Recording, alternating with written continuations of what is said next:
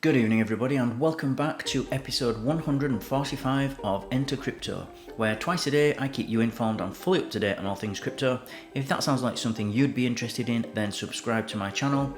I put out a new video every 12 hours.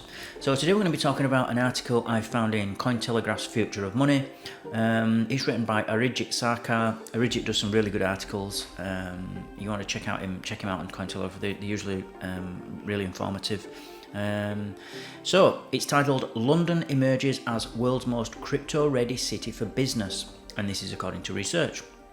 An examination of 8 key data points determined London to sport the highest crypto readiness to entice businesses and startups. So this looks like it's going to be good news, which is always nice. So we'll jump in. We'll maybe comment along the way, and we'll do a full full comment at the end.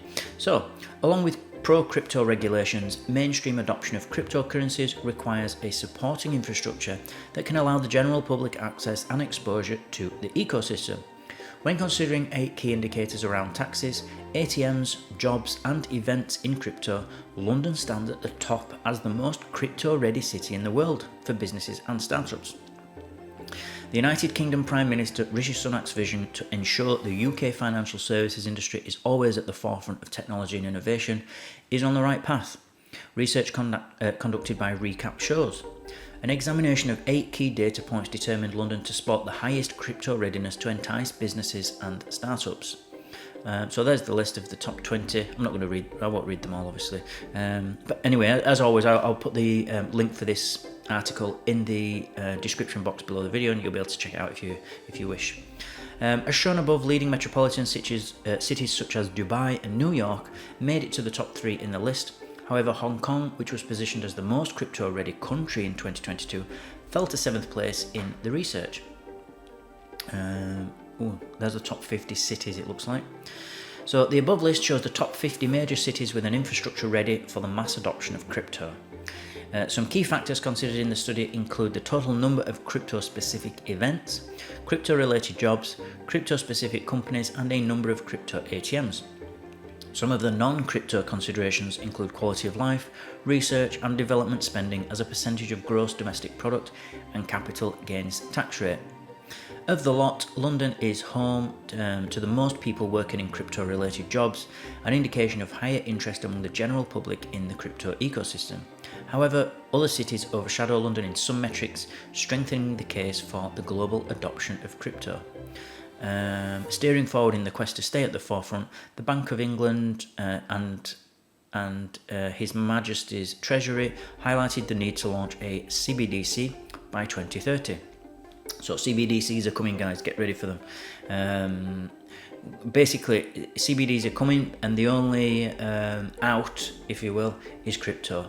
It would be, if it wasn't for crypto, this would be, I'm pretty sure that this would be enforced upon us.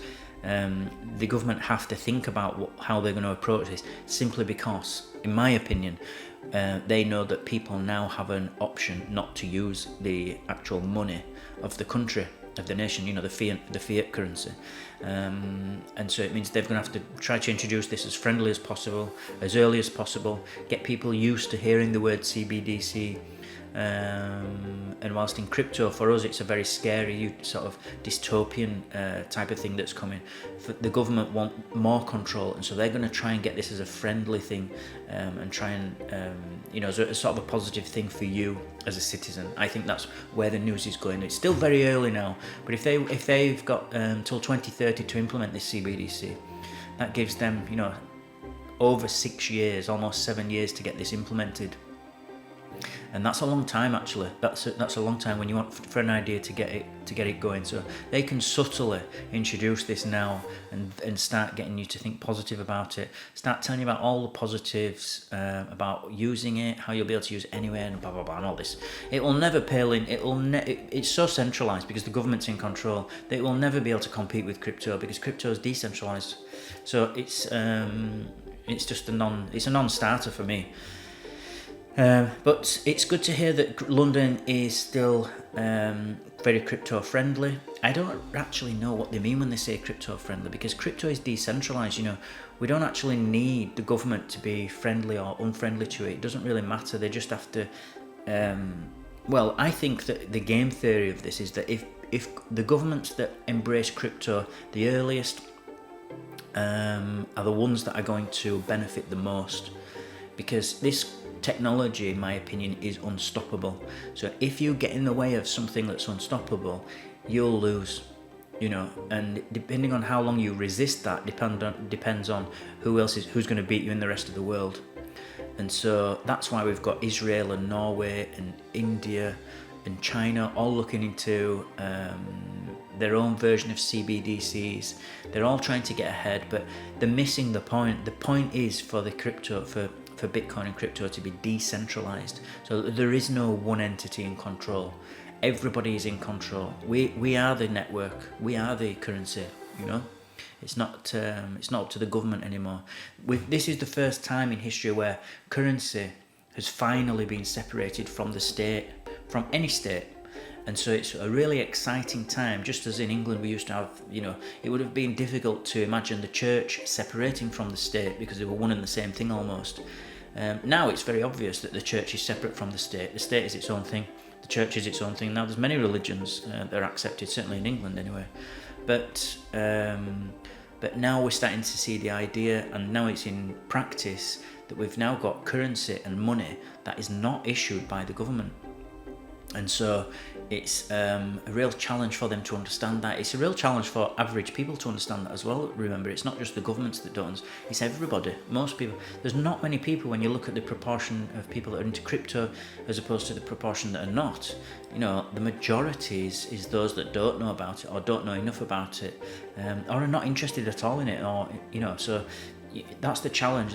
The real challenge for crypto is to educate as many people as possible. And that's really one of the reasons why I make these videos, to try and get as much information, as much news about crypto, and to dispel any myths about crypto that people have. And I'm very active in my questions and comments. If anyone wants to ask me questions, I'll get back to you as soon as I can. And it's basically, you know, education. And that's why we do it. And it's a very common theme, is that amongst crypto influencers and crypto YouTubers, people on Twitter that are into it. It's a very welcoming community that's global, you know. It doesn't matter what language you speak or what country you're from, you will be accepted if you just show willing to learn about it. And it's really great, really friendly community. So good news again. That's what I've got for you this evening. Remember, everybody, to please subscribe to my channel, join my team, and I'll keep you updated on all things crypto every 12 hours. Don't forget to smash the like button if you feel you got value from this video, and I'll see you all in 12 hours time.